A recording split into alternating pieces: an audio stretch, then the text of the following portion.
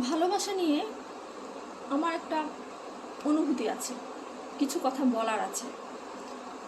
একটা মানুষ আরেকটা মানুষকে ভালোবাসে, কখন ভালোবাসে? যখন তার সব থাকে। সে দেখতে সুন্দর, পড়াশোনা ভালো, ভালো ঘরের মেয়ে, অর্থবিত্ত আছে। আচ্ছা, আমার প্রশ্ন হলো, আমার সব আছে, তখন তো আমাকে আমেরিকার প্রেসিডেন্টের ছেলেও ভালোবাসবে, তাই না?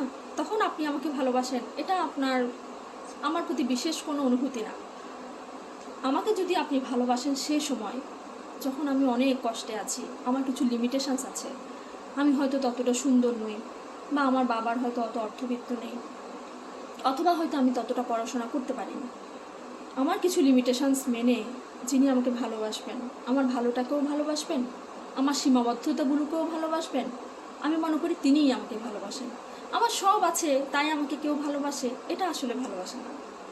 এটা হচ্ছে আমার সেই সময়টা বা আমার সেই অবস্থানটাকে ভালোবাসা। আমার সীমাবদ্ধতাগুলোকে মেনে নিয়ে যদি কেউ ভালোবাসে, আমি বলবো সেটাই আমার প্রতি তার ভালোবাসা।